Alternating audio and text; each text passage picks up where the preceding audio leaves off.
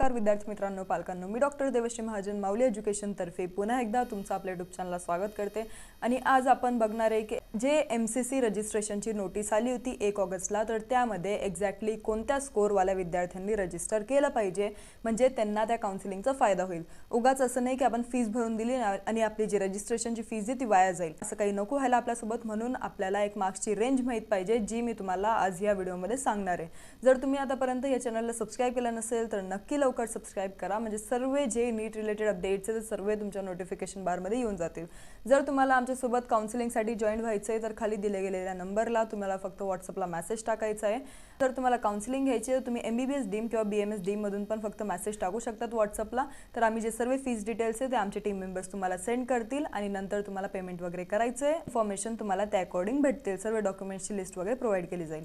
आता आपले जे MCC ची काउन्सिलिंग आहे त्याचं रजिस्ट्रेशन आपल्याला 5 ऑगस्ट पासून ते 12 ऑगस्ट पर्यंत वेळ दिला गेला आहे की तुम्ही याच्यामध्ये रजिस्ट्रेशन करू शकतात।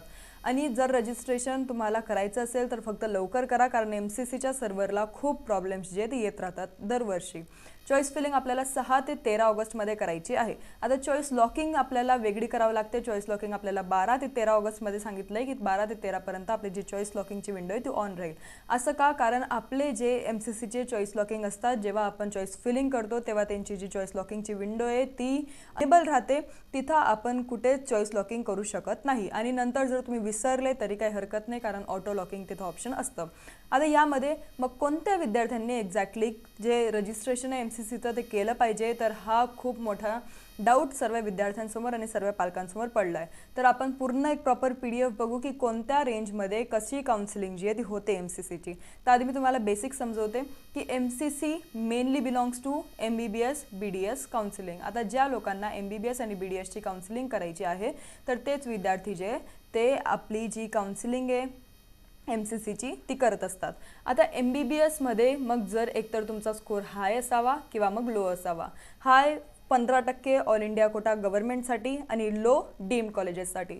सेम BDS साठी पण जर तुमचा स्कोर चांगला असेल, हाय असेल, तर तुम्हाला 15% all India Kota government college भेटेल, कमी असेल तर डीम भेटेल। तर जर तुमचा रेंज मी तुम्हाला जसं सांगेल त्या अकॉर्डिंग असेल तर तुम्ही MCC ची काउन्सिलिंग केली पाहिजे। एक मोठी शंका अजून की BAMS आणि BHMS MCC काउन्सिलिंग मध्ये इन्वॉल्व राहतं का? तर नाही, BAMS आणि BHMS ची आपली AA CCC काउन्सिलिंग राहते। MCC मध्ये फक्त MBBS आणि BDS कोर्सेस राहतात, हे दोन कोर्सेस राहतात आणि एक BSc नर्सिंग राहतं। आपलं AA CCC जे ते आयुष काउन्सिलिंग करते, म्हणजे तिच्यात BMS BHMS राहतं। तर ही एक जी शंका आहे ती क्लिअर असेल। आता आपण रेंज बघून घेऊ। आता त्याच गोष्टीसाठी जर आपण रेंज बघितली तर तुम्हाला जर 650 पेक्षा जास्त मार्क असतील तर मग तुम्ही MCC काउन्सिलिंग नक्की करावी, कारण मग त्यामध्ये तुम्हाला चान्सेस आहे की एम्स किंवा जिपमर कॉलेज भेटेल। कारण एम्स, जिपमर किंवा जे काही सेंट्रल युनिव्हर्सिटीज आहे, DU युनिव्हर्सिटीज आहे, BHU आहे, हे सर्व जे ते MCC काउन्सिलिंगच्या अंडर येत असतात आणि त्यामध्ये शक्यता असते की तुम्हाला एक बेस्ट कॉलेज जे आहे ते MCC थ्रू भेटेल। म्हणून तुम्हाला जर 650+ स्कोर आहे तर तुम्ही नक्की MCC काउन्सिलिंग करा। जर तुम्हाला 600 किंवा 650+ स्कोर असेल तर मग तुम्ही MCC काउन्सिलिंग करू शकतात for all India Kota 15% colleges, जे की एकदम टॉप कॉलेजेस आहे। आता ऑल इंडिया कोटा 15% मध्ये मग ओव्हरऑल स्टेटचे कॉलेजेस, जर तुम्हाला दुसऱ्या कोणत्या कॉलेजमध्ये आवड असेल किंवा दुसरं कोणतं कॉलेज तुमचं ड्रीम कॉलेज असेल, त्यासाठी जर तुम्हाला रजिस्ट्रेशन करायचं आहे किंवा ते जर कॉलेज तुम्हाला पाहिजे तर तुमचे मार्क्स किती राहायला पाहिजे, तर 600+ मार्क्स राहायला पाहिजे, तेव्हा तुम्हाला ऑल इंडिया कोटा थ्रू टॉपचं कॉलेज भेटेल आणि बेस्ट कॉलेज भेटेल। जर तुम्हाला 550+ मार्क्स असतील तर 550+ वाले पण ऑल इंडिया कोटामध्ये रजिस्टर करू शकतात। पण जर तुम्ही महाराष्ट्र डोमेसाइलला बिलॉंग करताय किंवा 10वी 12वी तुमचं महाराष्ट्रामधून झालं असेल तर मग तुमच्यासाठी बेस्ट ऑप्शन हे राहील की तुम्ही महाराष्ट्रामधूनच एक चांगलं कॉलेज निवडा, कारण जेवढं चांगलं कॉलेज तुम्हाला MCC थ्रू भेटेल त्याच्याहून चांगलं कॉलेज तुम्हाला CET सेल आपलं गव्हर्नमेंट MBBS भेटेल। म्हणून तुम्ही CET सेल थ्रू गेले तर अजून चांगलं शक्य होईल। नंतर आहे 450 to 549 मार्क्स वाले, म्हणजे 450 to 550 मार्क्स वाले, तर हे यांना पण ऑल इंडिया कोटा गव्हर्नमेंट भेटू शकतं। पण कधी? जेव्हा तुमची कॅटेगरी असेल, जेव्हा तुम्ही ST कॅटेगरीला बिलॉंग करत असाल किंवा जर तुम्ही SC कॅटेगरीला बिलॉंग करत असाल तर मग तुमचं गव्हर्नमेंट कॉलेज भेटण्याची शक्यता राहील। कधी? 450 किंवा 450च्या वरती जर तुमचे मार्क्स असतील आणि तुम्हाला ऑल इंडिया कोटा कॉलेज पाहिजे तर। पण सेम तसंच की जे कॉलेज तुम्हाला MCC थ्रू भेटेल त्याच्यापेक्षा त्यापेक्षा खूप बेटर कॉलेज तुम्हाला CET सेल महाराष्ट्र थ्रू भेटू शकतं। म्हणून तुम्ही दोघीकडे ट्राय करायचं असेल तर तसं करा, पण उगाच पैसे वाया घालण्यापेक्षा तुम्ही जर महाराष्ट्रामध्ये ट्राय केलं तर अजून चांगलं होईल आणि उत्तम कॉलेज तुम्हाला भेटेल। आता 300 पेक्षा जास्त मार्क्स जर तुमचे असेल तर तुम्ही काय केलं पाहिजे, 300 ते 450 मध्ये। तर जर तुम्ही डीममध्ये इंटरेस्टेड असाल, जर तुम्हाला MBBS डीममध्ये ॲडमिशन घ्यायचं आहे आणि मुख्यतः तुम्हाला महाराष्ट्रामध्येच ॲडमिशन घ्यायचं आहे, महाराष्ट्रामध्येच तुम्हाला MBBS कंप्लीट करायचं आहे आणि तुमचं जर बजेट अराउंड 25 ते 26 किंवा 27 लाखापर्यंत जात असेल पर इयर MBBSसाठी, तर मग तुम्ही MCC काउन्सिलिंग केली पाहिजे। कारण डीम जे सर्व युनिव्हर्सिटीज आहे ते MCC काउन्सिलिंग थ्रूच भरले जातात। आणि जर तुम्ही म्हणत असाल की आमचं डायरेक्ट बुकिंग होतंय, तर तशी कोणतीच काउन्सिलिंग होत नाही। सर्व जे होतं ते फक्त MCC काउन्सिलिंग थ्रू किंवा मेरिट थ्रू किंवा राऊंड थ्रूच होत असतं। म्हणून प्रॉपर काउन्सिलिंग जर तुम्हाला 300+ मार्क असेल तर शक्यता आहे, चान्सेस आहे की तुमचे जे नंबर आहे ते महाराष्ट्राच्या चांगल्या कॉलेजमध्ये, डीम कॉलेजमध्ये लागू शकतं। फक्त असं की तुमचं बजेट जास्त राहायला पाहिजे, तुमची वार्षिक फी जी आहे ती 25-26 लाख रुपये राहील, तर त्या अकॉर्डिंग तुमचं जे फायनान्शियल पूर्ण प्लॅनिंग आहे तशी राहिली पाहिजे। आता नंतर 177+ मार्क्स किंवा 177 to 300 मार्क्स तुमचे असतील तर तुम्ही काय केलं पाहिजे, तर सर्वात महत्त्वाचं 177+ जर तुम्हाला असतील तर हे ऑब्वियस आहे की तुम्हाला MBBS डीम तर लागणार नाही। जर तुमची अदर स्टेटमध्ये जायची तयारी असेल, जर तुम्ही म्हणाल की मग राजस्थान वगैरेचं जे कट ऑफ आहे ते कमी जात असतं, तर तिथं जर तुमची जायची तयारी असेल किंवा UPमध्ये जायची तयारी असेल तर मग तुम्ही त्या अकॉर्डिंग जे आहे ते MCC काउन्सिलिंग करू शकतात। तर त्याच्यामध्ये तुम्हाला 177+ तर कॉलेज भेटणार नाही, त्यामध्ये पण तुमचा अराउंड 290 पर्यंत जे कट ऑफ आहे ते जात असतं किंवा 250+ जात असतं। त्याच्यामध्ये तुम्हाला कॉलेज चांगलं भेटेल याची गॅरंटी नाही, तुम्हाला कॉलेज पण थोडं लो ग्रेड भेटू शकतं, त्यात तुम्हाला बजेट पण जास्त जाईल। म्हणून जर तुम्हाला सेफ महाराष्ट्राचा चांगलं कॉलेज पाहिजे आणि तुम्हाला फीसची पण अडचण आहे की तुम्हाला फीस कमी भरायची आहे, तर मग 177 to 300 मार्क्समध्ये एक बेस्ट ऑप्शन म्हणजे BDS डीम।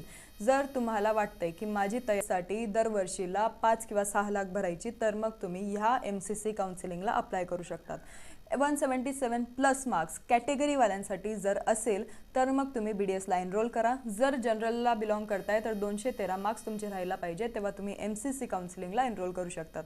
आणि 177+ असल्यावर तुमचा नंबर BDSला लागेल का, तर हो, शक्यता आहे की BDSला तुमचा नंबर लागेल, कारण BDS डीमचे महाराष्ट्राचेच कट ऑफ भरपूर कमी जातात, तर पॉसिबिलिटी आहे की तुमचा BDSला नंबर लागून जाईल। तर यामध्ये तुम्हाला एक गोष्ट क्लिअर झाली असेल की जर तुमचे ॲव्हरेज मार्क्स आहे किंवा जर तुमचे मार्क्स जे ते अराउंड 450 to 550 पर्यंत आहे, तर तुम्ही महाराष्ट्राचीच काउन्सिलिंग केली पाहिजे, कारण महाराष्ट्रामध्ये तुम्हाला MCC पेक्षा बेटर कॉलेज भेटण्याची शक्यता आहे।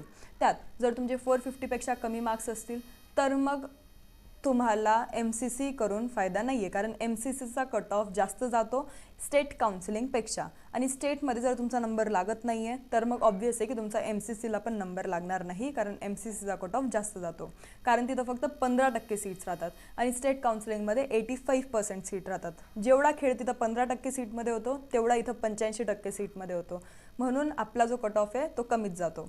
नंतर तुम्हाला एक गोष्ट अजून क्लिअर झाली असेल की जर जास्तच मार्क्स असतील एकदम 600+ तर तुम्ही MCC रजिस्ट्रेशन करा। जर तुमचे कमी मार्क्स असतील 300 पेक्षा कमी किंवा 350 पेक्षा कमी, तर मग तुम्ही MCC रजिस्ट्रेशन करा। हे दोन गोष्टी तुम्हाला क्लिअर असेल।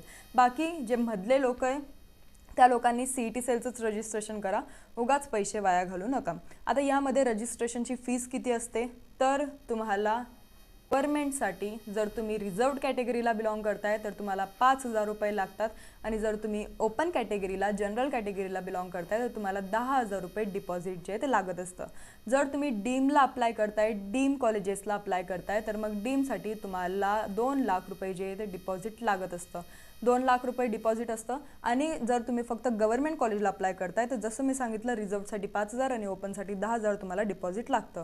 जर तुम्ही कोणत्या रूल्समध्ये चुकले किंवा जर तुम्ही कोणत्या राऊंड्समध्ये तुम्ही चूक केली किंवा काही रूल्स तुम्ही चुकवले तर मग तुमचे जे डिपॉझिट आहे ते जप्त होऊन जातं, आणि नाही पण जप्त झालं तरी ते 1 वर्षापर्यंत अडकलेलं राहतं। तर ही तुमची तयारी राहायला पाहिजे की तुम्हाला एवढे पैसे जे ते तिथं MCC काउन्सिलिंगला डिपॉझिटसाठी भरायचे। जर 177 पेक्षा कमी आहे आणि तुम्हाला ॲडमिशन करायची तर ते बिलकुल शक्य नाही आहे, कारण 177च आपला जो कॅटेगरी कट ऑफ आहे तो गेला आहे. तर तुमचे जे मार्क्स आहे ते 177 पेक्षा जास्तच पाहिजे, तेव्हाच तुमचं जे ॲडमिशन आहे ते होईल. आणि राहिली गोष्ट BMS BHMSची, तर अजून ते शेड्यूल आलं नाही आहे. ते शेड्यूल MCCच्या 10 दिवसांनंतर येईल.